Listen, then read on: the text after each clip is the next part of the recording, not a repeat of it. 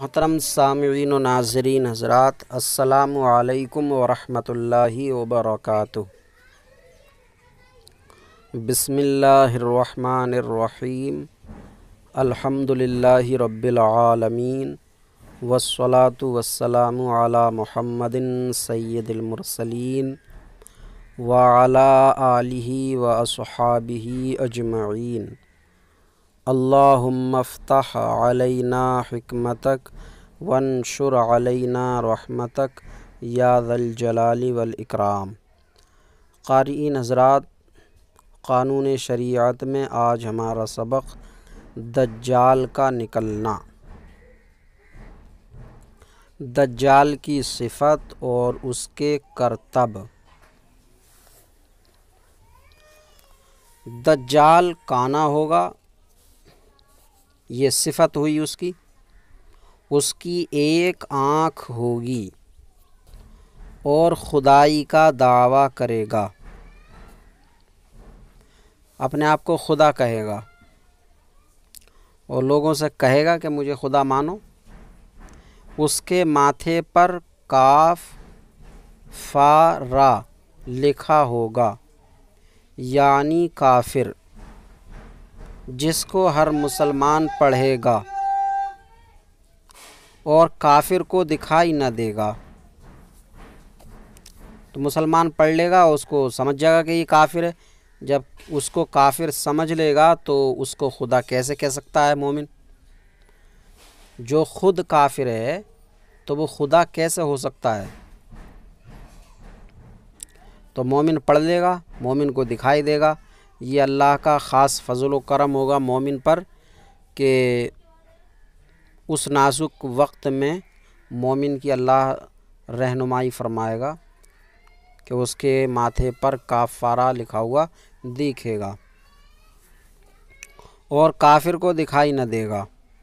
یہ بہت تیزی سے سیر کرے گا، تمام دنیا میں بہت تیزی سے سیر کرے گا۔ 40 دن میں حرمین شریفین یعنی مکہ مدینہ، تو حرمین شریفین کے سوا تمام روئے زمین کا گشت کرے گا، تمام روئے زمین کا گشت کرے گا۔ اس 40 دن میں پہلا دن سال بھر کے برابر ہوگا اور دوسرا دن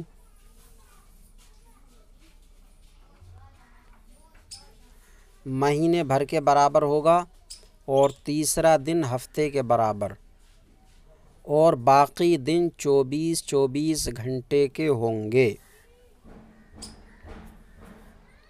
اس کا فتنہ بہت سخت ہوگا۔ ایک باغ اور ایک آگ اس کے ساتھ ہوگی، جس کا نام جنت دوزخ رکھے گا۔ تو خدائی کا دعویٰ کرے گا اور کہے گا کہ جو مجھے خدا کہے گا اس کو میں اپنی اس جنت میں ڈال دوں گا، اور جو میری خدائی سے انکار کرے گا اس کو میں اپنی دوزخ میں یعنی آگ میں ڈال دوں گا۔ تو آدمی بہت زیادہ ڈریں گے، لیکن مومن اس کے ماتھے پر کافارہ دیکھ کر اس کو کافر پڑھ لے گا، مان لے گا، تو وہ اس کی آگ سے ڈرنے والا نہیں ہے۔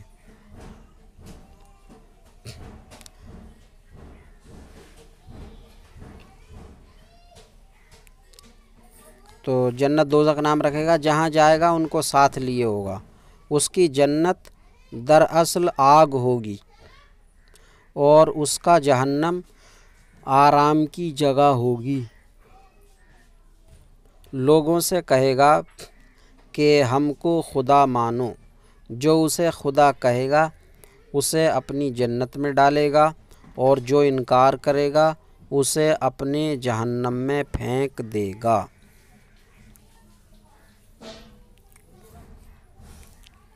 مردے جلائے گا، پانی برسائے گا، زمین کو حکم دے گا، وہ سبزے اگائے گی۔ ویرانے میں جائے گا تو وہاں کے دفینے شہد کی مکھیوں کی طرح دل کے دل اس کے ساتھ ہو جائیں گے۔ اس قسم کے بہت سے شعبدے یعنی چمتکار، جادو دکھائے گا، اور حقیقت میں یہ سب جادو کے کرشمے ہوں گے، واقع میں یعنی حقیقت میں کچھ نہ ہوگا۔ اسی لیے اس کے وہاں سے جاتے ہی لوگوں کے پاس کچھ نہ رہے گا۔ جب حرمین شریفین میں جانا چاہے گا، فرشتے اس کا منہ پھیر دیں گے، بھگا دیں گے وہاں سے۔ دجال کے ساتھ یہودیوں کی فوج ہوگی۔ حضرت عیسیٰ علیہ السلام کا آسمان سے اترنا۔ جب دجال ساری دنیا میں پھرا کر ملک شام کو جائے گا، اس وقت حضرت عیسیٰ علیہ السلام دمشق کی جامع مسجد کے پوربی منار پر آسمان سے اتریں گے۔ اس وقت یہ صبح کا وقت ہوگا، فجر کی نماز کے لیے اقامت ہو چکی ہوگی۔ حضرت عیسیٰ علیہ السلام حضرت امام مہدی رضی اللہ عنہ کو امامت کا حکم دیں گے۔ حضرت امام مہدی نماز پڑھائیں گے۔ دجال ملعون حضرت عیسیٰ علیہ السلام کی سانس کی خوشبو سے پگھلنا شروع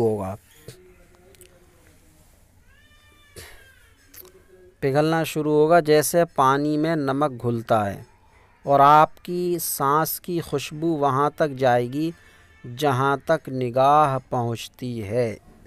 دجال بھاگے گا، آپ اس کا پیچھا کریں گے اور اس کی پیٹھ میں نیزہ ماریں گے، اس سے وہ واصل جہنم ہوگا، مر جائے گا۔ پھر حضرت عیسیٰ علیہ السلام صلیب توڑیں گے، یہودیوں کا جو مخصوص نشان ہے، صلیب توڑیں گے، خنزیر کو قتل کریں گے۔ جتنے یہودی عیسائی بچے رہے ہوں گے وہ آپ پر ایمان لائیں گے۔ اس وقت تمام جہان میں ایک دین اسلام ہوگا، اور مذہب ایک مذہب اہل سنت ہوگا۔ بچے سانپ سے کھیلیں گے، شیر اور بکری ایک ساتھ چریں گے، آپ نکاح کریں گے، اولاد بھی ہوگی، 40 برس رہیں گے، اور بعد وفات روضہ انور میں دفن ہوں گے۔ حضرت امام مہدی کا ظاہر ہونا۔ حضرت امام مہدی آپ حضور علیہ الصلاۃ والسلام کی اولاد میں حسنی سید ہوں گے۔ حسنی سید امام حسن کی نسل سے حسنی سید ہوں گے، آپ امام و مجتہد ہوں گے۔ قیامت کے قریب جب تمام دنیا میں کفر پھیل جائے گا اور اسلام صرف حرمین شریفین ہی میں رہ جائے گا، اولیاء اور ابدال سب وہیں ہجرت کر جائیں گے۔ حرمین شریفین کو رمضان شریف کا مہینہ ہوگا، ابدال کعبہ شریف کا طواف کر رہے ہوں گے۔ ابدال یہ اولیاء کرام کی مخصوص جماعت ہے۔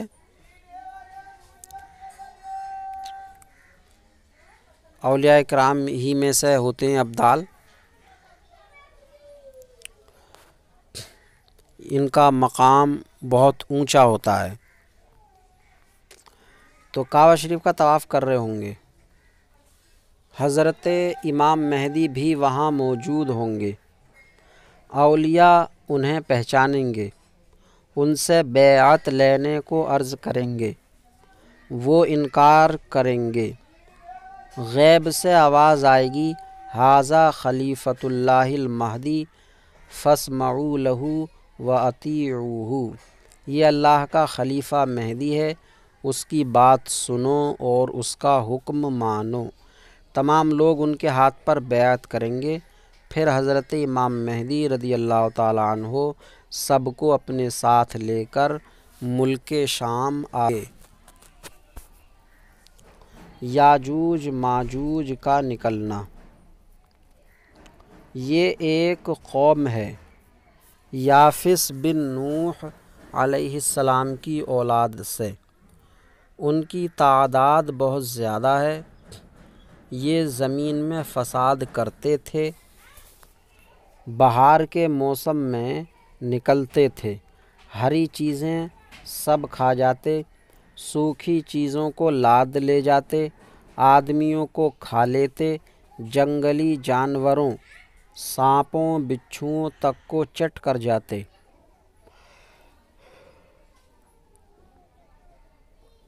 حضرت ذوالقرنین نے آہنی دیوار کھینچ کر، آہنی یعنی لوہے کی، لوہے تانبے سے بنی ہوئی ہے وہ، تو آہنی دیوار کھینچ کر ان کا آنا روک دیا۔ جب دجال کو قتل کر کے اللہ کے حکم سے حضرت عیسیٰ علیہ السلام مسلمانوں کو کوہ طور پر لے جائیں گے، تب دیوار توڑ کر یہ یاجوج و ماجوج نکلیں گے۔ یہ یاجوج ماجوج جو ہیں روزانہ صبح سے شام تک جو آہنی دیوار حضرت ذوالقرنین نے لگا دی ہے اس کو توڑنے کی کوشش کرتے ہیں، اس کو چاٹتے ہیں۔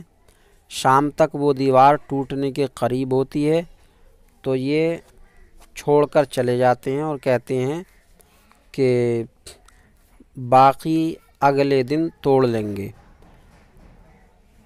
لیکن حکم الہی ایسا ہوتا ہے کہ وہ دیوار پہلے کی طرح ہو جاتی ہے، بلکہ پہلے سے بھی اور زیادہ مضبوط۔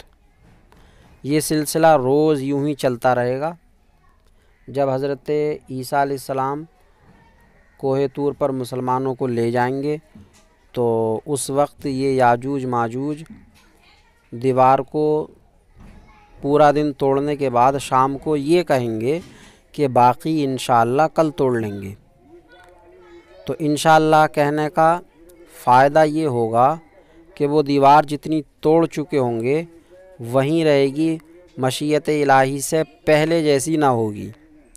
پھر اگلے دن آئیں گے دیوار ٹوٹ جائے گی، پھر یہ جو ہے فساد مچائیں گے۔ اس سے معلوم ہوا کہ انشاءاللہ کہنا کتنا برکت رکھتا ہے۔ حضرت عیسیٰ علیہ السلام مسلمانوں کو کوہ طور پر لے جائیں گے، تب دیوار توڑ کر یہ یاجوج و ماجوج نکلیں گے اور زمین میں بڑا فساد مچائیں گے، لوٹ مار قتل وغیرہ کریں گے۔ پھر اللہ تعالی حضرت عیسیٰ علیہ السلام کی دعا سے انہیں ہلاک و برباد کر دے گا۔ دابۃ الارض کا نکلنا۔ دابۃ الارض کیا چیز ہے؟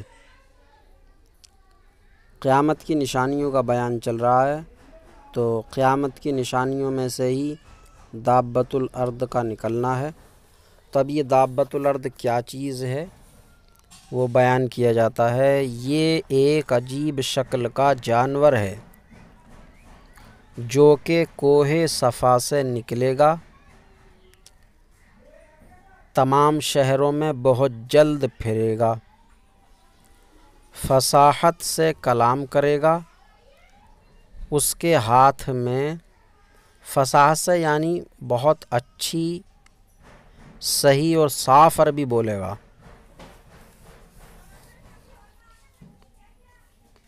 فصاحت سے کلام کرے گا۔ اس کے ہاتھ میں حضرت موسیٰ علیہ السلام کا عصا یعنی لاٹھی،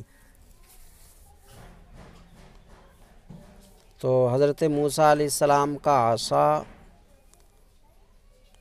اور حضرت سلیمان علیہ السلام کی انگوٹھی ہوگی۔ عصا سے مسلمان کے ماتھے پر ایک چمکدار نشان لگائے گا اور انگوٹھی سے کافر کے ماتھے پر ایک کالا دھبا۔ اس وقت تمام مسلم و کافر اعلانیہ ظاہر ہوں گے۔ اعلانیہ یعنی کھلم کھلا۔ جس کے ماتھے پر سفید چمکدار نشان ہوگا وہ مومن ہوگا، اور جس کے ماتھے پر کالا دھبا ہوگا وہ کافر ہوگا، یعنی کھلم کھلا پہچانے جائیں گے۔ یہ نشانی کبھی نہ بدلے گی۔ کبھی نہ بدلے گی کا مطلب یہ ہے کہ جو کافر ہے ہرگز ایمان نہ لائے گا، اور جو مسلمان ہے ہمیشہ ایمان پر قائم رہے گا۔ ایسا نہیں ہے کہ نشانی دیکھ کر کوئی کدھر کو بہک جائے۔ قیامت کن لوگوں پر آئے گی؟ حضرت عیسیٰ علیہ السلام کی وفات کے بعد جب قیامت آنے کو صرف 40 برس رہ جائیں گے، تب ایک ٹھنڈی خوشبودار ہوا چلے گی۔ ٹھنڈی خوشبودار ہوا چلے گی جو لوگوں کی بغلوں کے نیچے سے گزرے گی، جس کا اثر یہ ہوگا کہ مسلمان کی روح نکل جائے گی، موت ہو جائے گی مسلمان کی، اور کافر ہی کافر رہ جائیں گے۔ انہی کافروں پر قیامت آئے گی، اور کافروں پر جو ہے اس ہوا کا اثر نہ ہوگا۔ یہ چند نشانیاں بیان کی گئیں، ان میں سے بعض ظاہر ہو چکی ہیں اور کچھ باقی ہیں۔ قیامت کب آئے گی اور کس طرح آئے گی؟ جب نشانیاں پوری ہو جائیں گی اور مسلمانوں کی بغلوں سے وہ خوشبودار ہوا گزرے گی جس سے تمام مسلمانوں کی وفات ہو جائے گی، تو اس کے بعد پھر 40 برس کا زمانہ ایسے گزرے گا جس میں کسی کے اولاد نہ ہوگی۔ جب کسی کے 40 برس میں اولاد نہ ہوگی تو پھر کوئی 40 برس سے کم کا رہے گا ہی نا، یعنی 40 برس سے کم عمر کا کوئی نہ ہوگا، اور دنیا میں کافر ہی کافر ہوں گے۔ اللہ کہنے والا کوئی نہ ہوگا، کوئی اپنی دیوار لیپتا ہوگا، کوئی کھانا کھاتا ہوگا، غرض سب اپنے اپنے کام میں لگے ہوں گے کہ یکایک یعنی اچانک اللہ تعالیٰ کے حکم سے حضرت اسرافیل علیہ السلام سور پھونکیں گے۔ سور پھونکنے کی ذمہ داری ہے حضرت اسرافیل علیہ السلام کے پاس، اور یہ سور کو منہ میں لگائے بالکل تیار رہتے ہیں، کب اللہ کا حکم ہو اور میں کب سور پھونکوں۔ پہلے اس کی آواز ہلکی ہوگی اور بعد میں دھیرے دھیرے بہت کڑی ہو جائے گی۔ لوگ کان لگا کر اس کی آواز سنیں گے اور بے ہوش ہو کر گر پڑیں گے اور مر جائیں گے۔ پھر آسمان، زمین، دریا، پہاڑ، یہاں تک کہ خود سور اور اسرافیل اور تمام فرشتے فنا ہو جائیں گے۔ اس وقت سوا اللہ واحد حقیقی کے کوئی نہ ہوگا۔ پھر جب اللہ تعالی چاہے گا، جب بھی چاہے، دن 2 دن، مہینہ 2 مہینہ، سال 6 سال، کوئی قید نہیں ہے، پھر جب اللہ تعالی چاہے گا اسرافیل علیہ السلام کو زندہ کرے گا اور سور کو پیدا کرے گا، اور ہے یہ امور لکھا ہے، اور سور کو پیدا کر کے دوبارہ پھونکنے کا حکم دے گا۔ سور پھونکتے ہی تمام اولین و آخرین، فرشتے، انسان، جن، حیوانات سب موجود ہو جائیں گے۔ لوگ قبروں سے نکل پڑیں گے، ان کا اعمال نامہ ان کے ہاتھ میں دیا جائے گا اور حشر کے میدان میں لائے جائیں گے۔ یہاں حساب و جزا کے انتظار میں کھڑے ہوں گے۔ زمین تانبے کی ہوگی۔ تانبا جو ایک دم گرم ہو جاتا ہے اور بڑی شدت کے ساتھ گرم ہوتا ہے، زمین تانبے کی ہوگی۔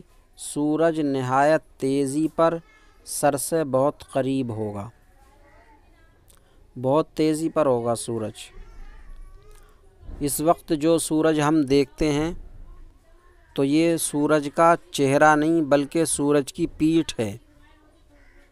سورج کی پیٹھ کی جانب سے اتنی تیز ہے کہ مئی جون کی گرمی میں سورج کی دھوپ میں آدمی کھڑا نہیں ہو سکتا، اور نہ زمین یا ریت پر بغیر چپل کے جوتے کے چل پھر سکتا ہے، بلکہ چھالے پڑ جائیں گے۔ مٹی کی زمین اتنی گرم ہو جاتی ہے۔ قیامت کے دن یہی سورج پیٹھ کی طرف سے نہیں بلکہ چہرے کی طرف سے ہوگا، تو اس کی گرمی کا کیا عالم ہوگا۔ اور زمین مٹی کی نہیں ہوگی بلکہ تانبے کی ہوگی، تو وہ کتنی کھول اور دہک جائے گی، کتنی لپٹیں برسائے گی۔ ایسے عالم میں لوگوں کا کیا حال ہوگا۔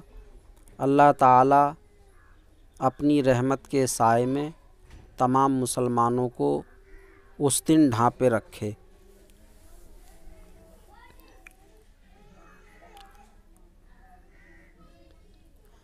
تو یہاں حساب و جزا کے انتظار میں کھڑے ہوں گے۔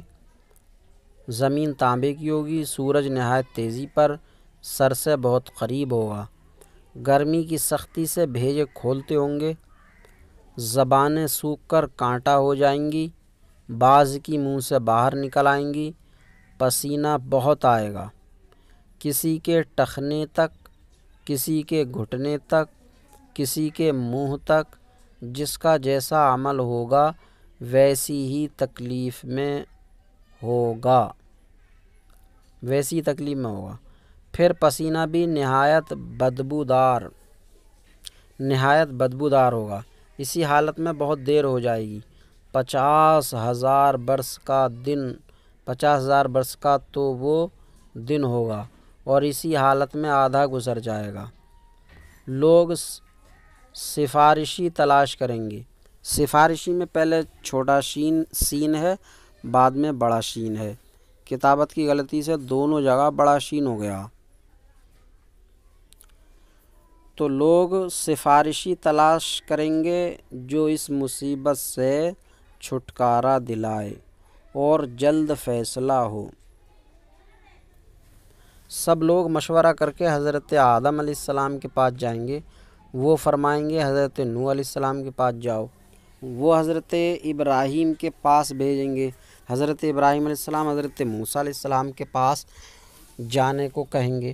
حضرت موسیٰ علیہ السلام حضرت عیسیٰ علیہ السلام کے پاس بھیجیں گے۔ حضرت عیسیٰ علیہ السلام ہمارے آقا و مولا رحمت عالم سربر انبیاء محمد مصطفیٰ علیہ التحیۃ والثناء کے پاس بھیجیں گے۔ جب لوگ ہمارے حضور سے فریاد کریں گے اور شفاعت کی درخواست لائیں گے تو حضور فرمائیں گے کہ میں اس کے لیے تیار ہوں۔ یہ فرما کر بارگاہ الہی میں سجدہ کریں گے۔ اللہ تعالیٰ فرمائے گا، اے محمد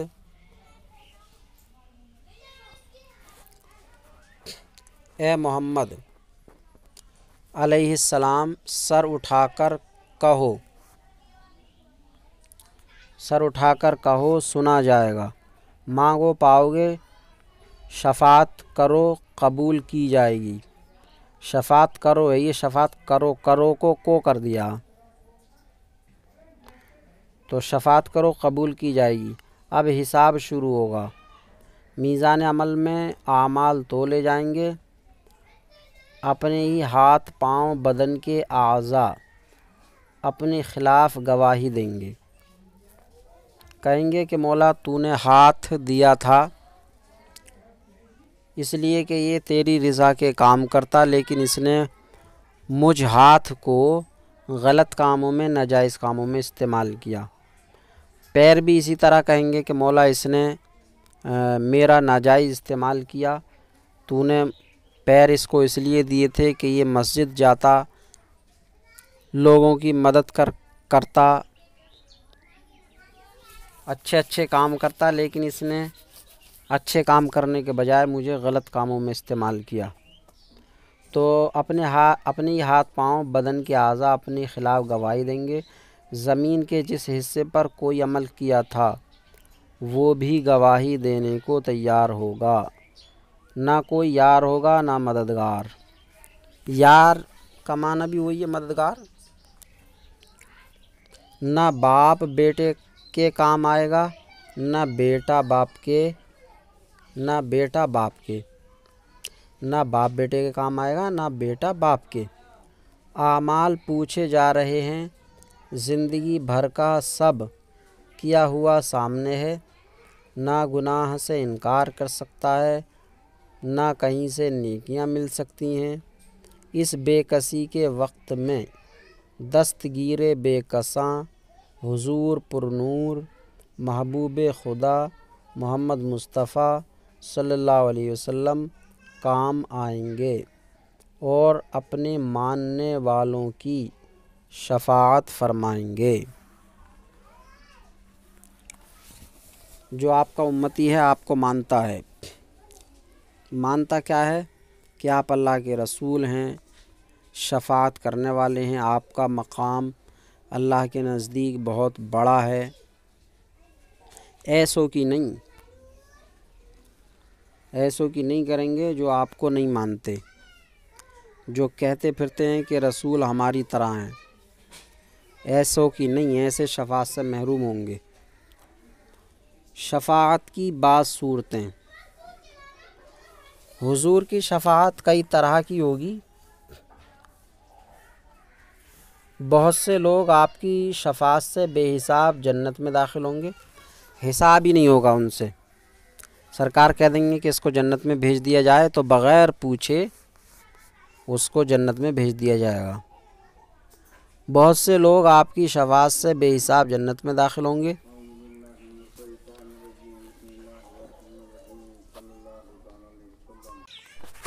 اور بہت لوگ جو دوزخ کے لائق ہوں گے حضور کی سفارش سے دوزخ سے بچ جائیں گے، اور گنہگار مسلمان دوزخ میں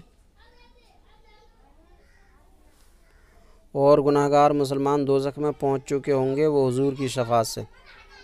اور جو گنہگار مسلمان دوزخ میں پہنچ چکے ہوں گے وہ حضور کی شفاعت سے دوزخ سے نکالے جائیں گے، جنتیوں کی شفاعت کر کے ان کے درجے بلند کرائیں گے۔ تو شفاعت جنتیوں کے حق میں بھی ہوگی، جنتیوں کے حق میں ان کے درجات کو بلند کرانے کے لیے ہوگی۔ کون کون سے لوگ شفاعت کریں گے؟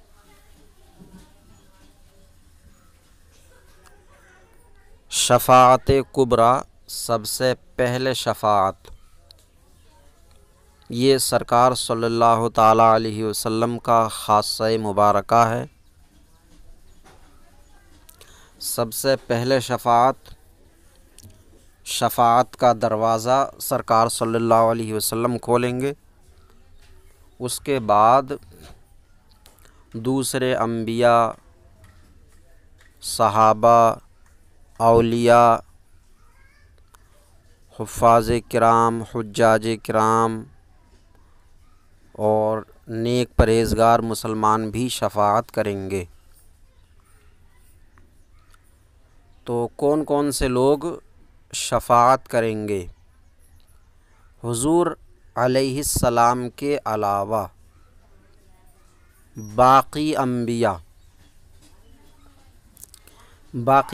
حضرت آدم علیہ السلام سے لے کر حضرت عیسیٰ علیہ السلام تک باقی انبیاء، صحابہ، سرکار صلی اللہ علیہ وسلم کے جو صحابہ ہیں،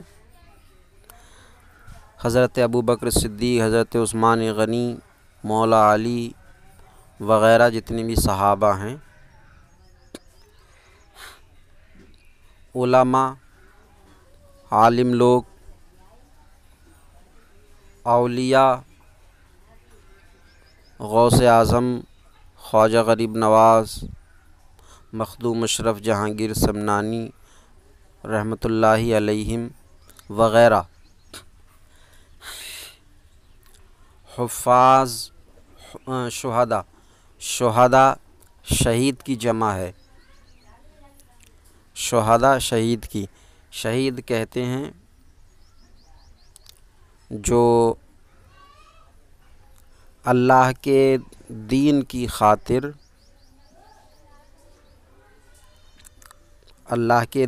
خاطر لڑائی میں شہید ہو جائے، انتقال کر جائے، اس کو شہید کہتے ہیں۔ تو ایسے لوگ بھی شفاعت کریں گے۔ شہداء، حفاظ یہ حافظ کی جمع ہے۔ حافظ قرآن کریم کے حافظ، تو حافظ لوگ بھی شفاعت کریں گے۔ حجاج یہ حاجی کی جمع ہے، جو لوگ حج کر آئے ہیں اور بعد حج وہ صراط مستقیم پر ہیں، تو ایسے لوگ بھی شفاعت کریں گے۔ لوگ علماء کو اپنے تعلقات یاد دلائیں گے،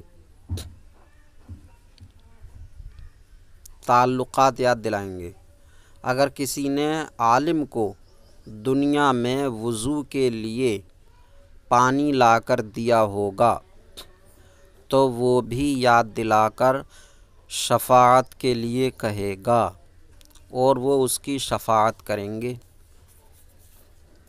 اور اس شفاعت سے وہ جو ہے جہنم سے نجات پائے گا۔ حدیث شریف میں ہے کہ دوزخیوں کی صف کے پاس سے ایک جنتی گزرے گا، اسے دیکھ کر ایک دوزخی کہے گا، اے صاحب، کیا آپ مجھے نہیں پہچانتے ہیں؟ میں وہ ہوں جس نے آپ کو ایک بار پانی پلایا تھا۔ اور کوئی دوزخی کہے گا کہ میں نے آپ کو وضو کے لیے پانی دیا تھا، تو وہ جنتی اس کی شفاعت کر کے اس دوزخی کو جنت میں داخل کرائے گا۔ سبحان اللہ، ماشاء اللہ۔ ایک جنتی، یہ جنتی میں عالم، حافظ، حاجی کی بات نہیں ہے یا ولی صحابی کی بات نہیں ہے، بلکہ یہ عام جنتی کی بات ہے۔ جو عام جنتی نیک پرہیزگاری کے سبب جنت میں گیا، تو ایسا جنتی جب دوزخیوں کی صف کے پاس سے گزرے گا تو دوزخی لوگ اپنے اپنے تعلقات، اپنی مدد یاد دلا کے اس جنتی سے سفارش کے لیے کہیں گے، اور وہ جنتی ان کی سفارش، شفاعت کرے گا اور جنت میں داخل کرائے گا۔ اس حدیث شریف کی شرح میں شیخ عبدالحق محدث دہلوی تحریر فرماتے ہیں کہ اس سے معلوم ہوا کہ گناہگاروں، بدکاروں نے اگر دینداروں، پرہیزگاروں کی مدد و خدمت کی ہوگی تو آخرت میں اس کا نتیجہ پائیں گے، اور ان کی سفارش کی مدد سے جنت میں جائیں گے۔ دیکھیے کہ پانی پلانا، وضو کرانا بھی کام آئے گا، اتنا تعلق بھی فائدہ پہنچائے گا، تو رشتہ، دوستی، محبت، عقیدت کیوں کام نہ آئے گا؟ حضور فرماتے ہیں کہ اپنی امت میں سب سے پہلے جن لوگوں کی میں شفاعت کروں گا وہ میرے اہل بیت ہوں گے، پھر درجہ بدرجہ اور قرابت داروں کی۔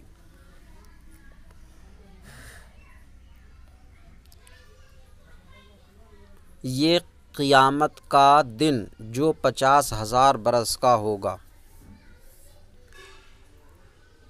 یہ قیامت کا دن جو 50 1000 برس کا ہوگا، جس کی مصیبتیں بے شمار و ناقابل برداشت ہوں گی۔ یہ دن انبیاء، اولیاء اور صالحین کے لیے اتنا ہلکا کر دیا جائے گا کہ معلوم ہوگا کہ اس میں اتنا وقت لگا جتنا ایک وقت کی فرض نماز میں لگتا ہے۔ اتنا ہلکا کر دیا جائے گا، ان کو محسوس ہوگا کہ بس اتنا وقت لگا حساب و کتاب میں جتنا کہ ایک وقت کی فرض نماز پڑھنے میں لگتا، صرف فرض نماز۔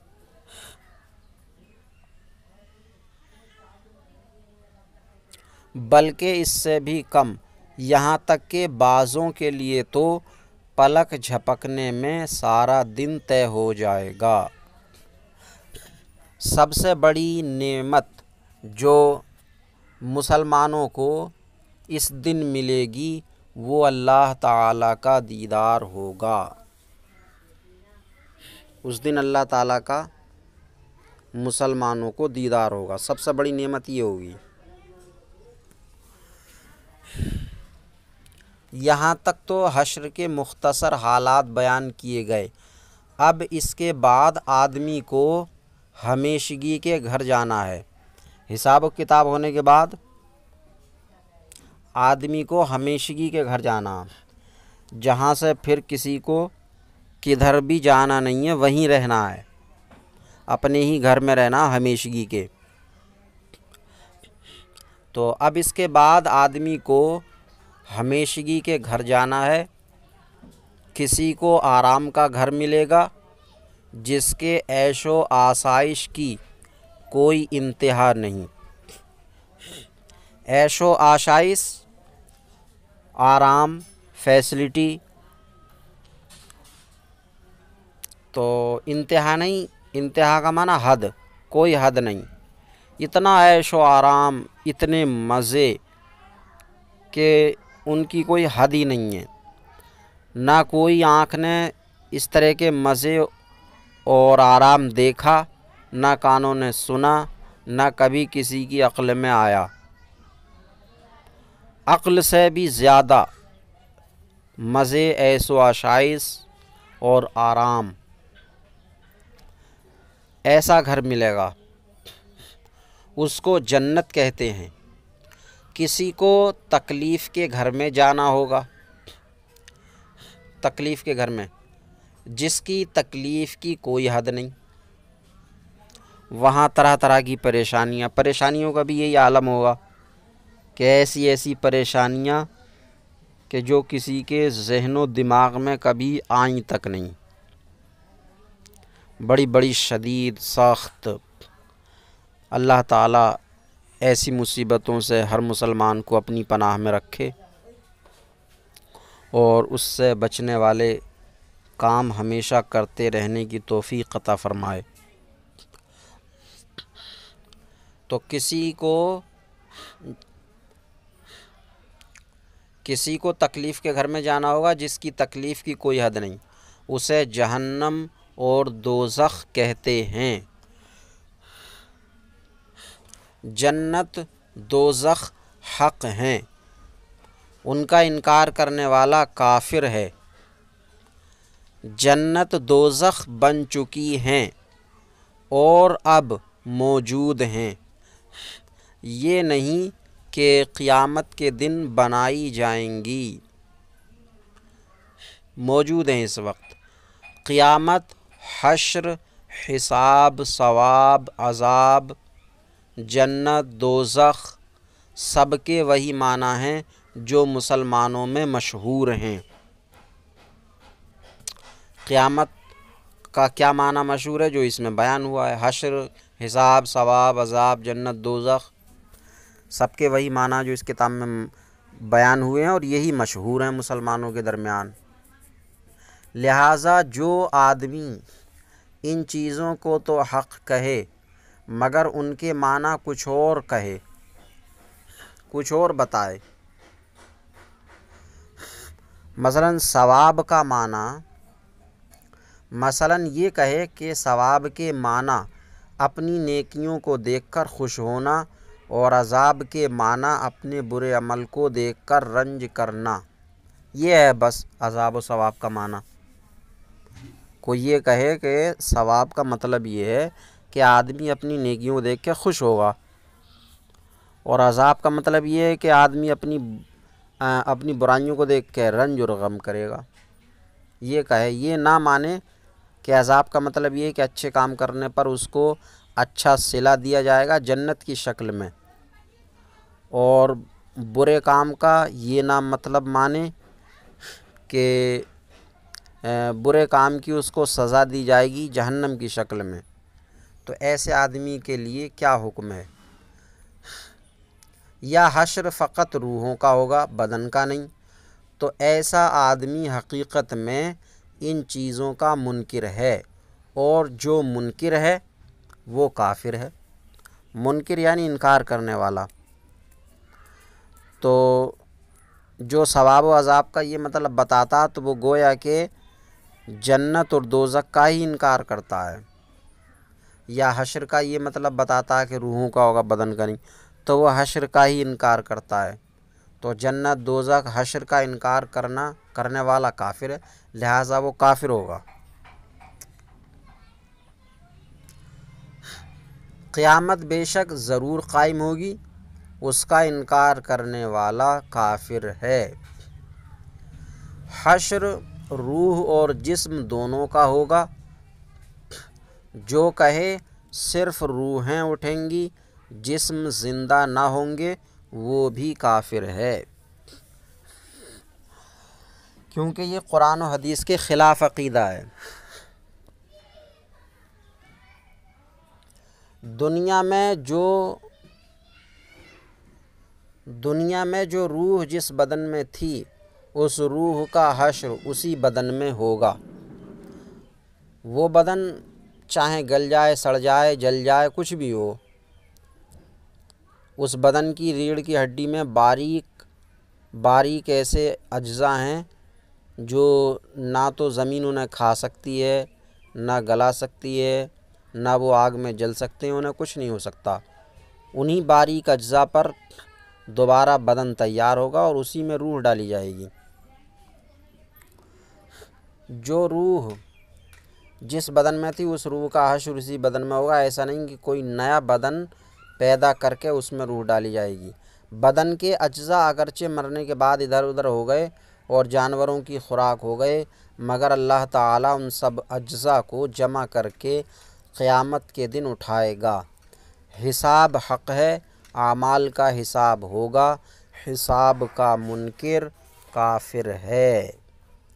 یہ آج کا سبق ہوا۔ اللہ تبارک و تعالیٰ سے دعا ہے سبق سمجھنے، یاد کرنے کی توفیق عطا فرمائے، کوتاہیوں کو معاف فرمائے، جنت میں ٹھکانہ نصیب فرمائے، دوزخ سے اپنی پناہ میں رکھے۔ السلام علیکم ورحمۃ اللہ وبرکاتہ۔